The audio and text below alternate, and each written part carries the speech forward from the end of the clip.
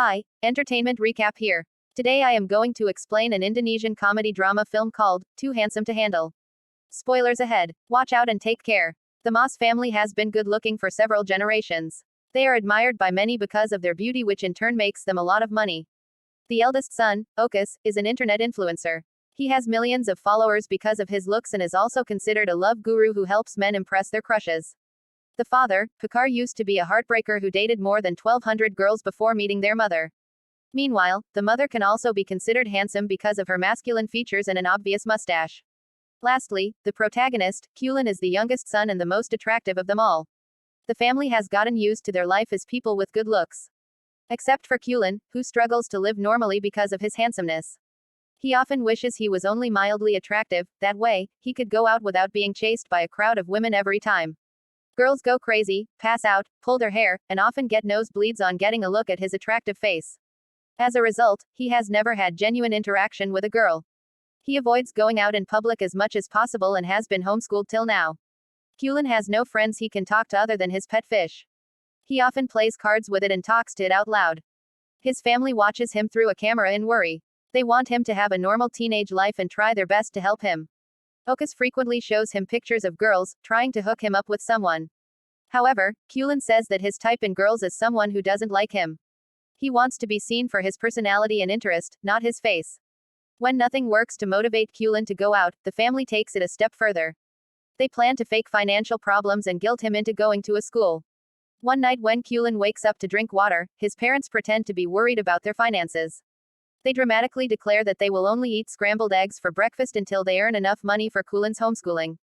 He feels awful to be causing his parents so much trouble. The next morning, he declares that he will be going to school for the upcoming semester. The family is overjoyed until he mentions that he will only go to an all-boys school. Although they would have preferred him to be able to talk to girls, they are happy to take one step at a time. A few days later is Kulin's first day at an actual school. Okus drops him off on his bike, but Kulin doesn't take his helmet off. He plans to wear it the entire day to hide the fact he is handsome. However, the plan backfires when the helmet grabs more attention than he intended to. Kulin quietly sits down in the last seat but is called out by the class bully Sidi and his minions. When the teacher enters the classroom, she too is surprised to see a guy with a helmet. She urges him to take it off right that instant. Although reluctant, Kulin has no way but to oblige. He slowly takes the helmet off in a dramatic way, revealing his face. In the following scene, the teacher is being loaded into an ambulance. It turns out that she started to nosebleed and hyperventilate because of Kulin's beauty. The other kids complain to the principal that the new student is too handsome to handle. Kulin runs through the hallway to go back home but is tripped by one of the bullies. They bring him to the school's storeroom and introduce themselves like they are Power Rangers.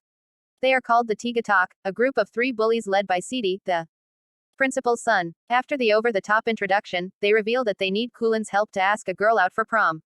The group has been in the senior year of school for the past 3 years. They refuse to graduate until Sidi goes to the prom with the most beautiful girl of the BBM school, Amanda. However, she only accepts requests from handsome men, so the group wants Kulin to deliver the promposal. They assign an innocent guy, Kibo, to help Kulin and lead the way. Kibo has also been a victim of their pranks in the past and is obliged to do what the bullies say. Afterward, Kulin goes to the principal's office with Kibo to make an official complaint about bullying in school. Kibo knows what the outcome will be, but he still accompanies Kulin.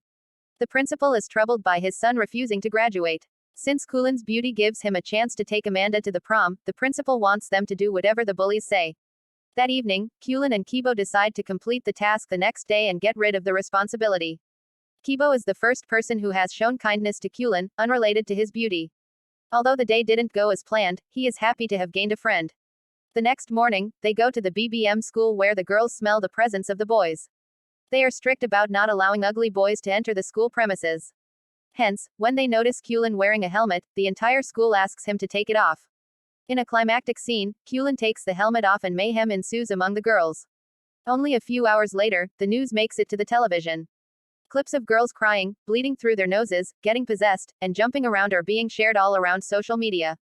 Kulin starts being known as the too handsome to handle guy. The hottest student at the BBM school and model named Amanda also hears the news and is instantly smitten by Kulin. He is the first guy who matches in beauty and status with her. She immediately makes it her mission to impress him. When the news becomes huge, a crowd of girls gathers in front of the Mas residence. The family starts charging them money for a house tour. Kulin, who is hiding in the streets, sees his family on the news. He feels betrayed and used by his own people. When they call him, he refuses to come home and feels even sadder when his pet fish is mishandled and killed by the tourists. He is now on the roof of a building hiding from the maniacs chasing him in the streets. Suddenly, a girl appears behind him and inquires if he is going to jump off the roof. Kulin looks at her in shock because she doesn't bleed from her nose or pass out on seeing him. The girl refuses to talk and simply walks away. Kulin is so nervous that he can hardly speak. The encounter makes his day a lot better. A while later, he calls Kibo, who picks him up and invites him to his home. He and his grandmother welcome Kulin to stay for as long as he wants. On walking into Kibo's room, he sees two rare collectible playing cards and is amazed by them. They realize that they share several common interests and playing card collection is one of them.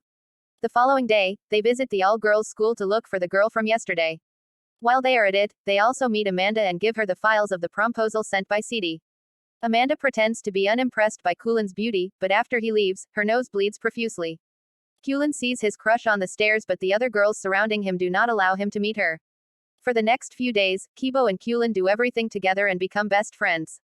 One afternoon, Kibo takes Kulin to play futsal where he frequently goes to meet his crush, Riri.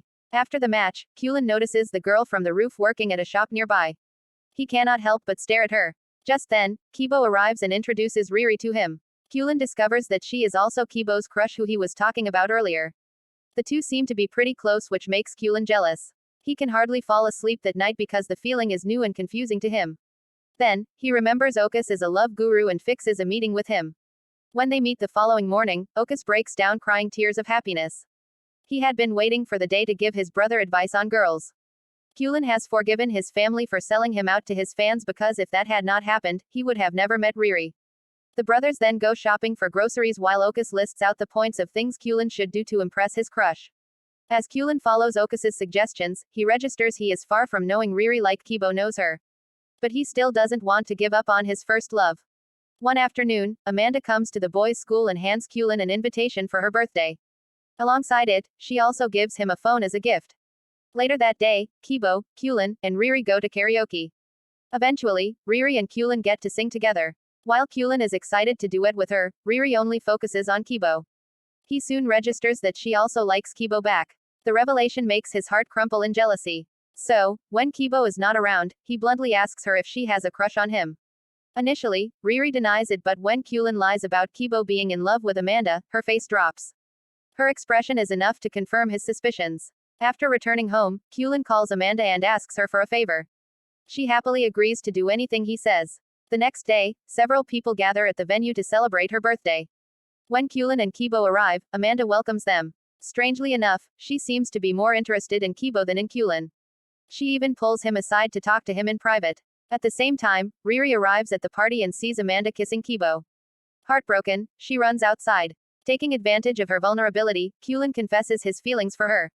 Riri thanks him but claims that she never saw him as someone more than a friend. Even after conspiring against his only best friend, Kulin gets nothing in return. The group of bullies also see Amanda kissing Kibo and are enraged with jealousy and anger. They beat Kibo up for it while Kulin watches from nearby, too scared to interfere. Later, he brings Kibo home and dresses his wounds alongside his grandmother. Only after seeing him moan in pain, does Kulin realize that he has made a huge mistake. The next day, Kibo gives him a legendary card from his card collection that Kulin had been wanting for a long time. Guilt-ridden, Kulin confesses to everything wrong he has done till now.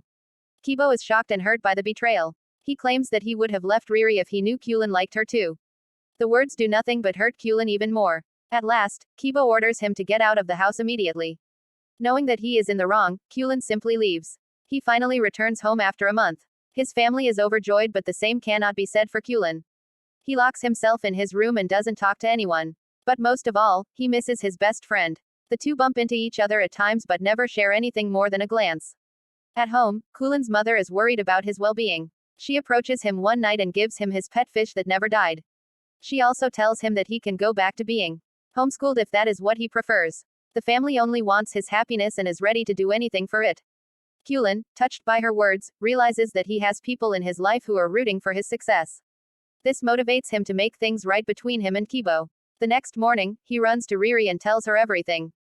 Following that, he goes to Kibo and tries to apologize. Although Kibo dismisses him at first, when asked about Riri, he starts to describe how much he loves her. Kulin shows him that Riri was listening to him on the phone the entire time. That way, he mends their relationship and goes back to being both their friend. A few days later, they all go to prom together. Kibo's date is Riri while Kulin's date is Amanda. As expected, Kulin and Amanda win the title of prom king and queen. Kulin hears a girl comment that he is only mildly handsome and is instantly drawn to her, indicating the start of a new relationship. Subscribe for more videos like this, turn on the notification, and leave a like to help the channel out. Thanks for watching.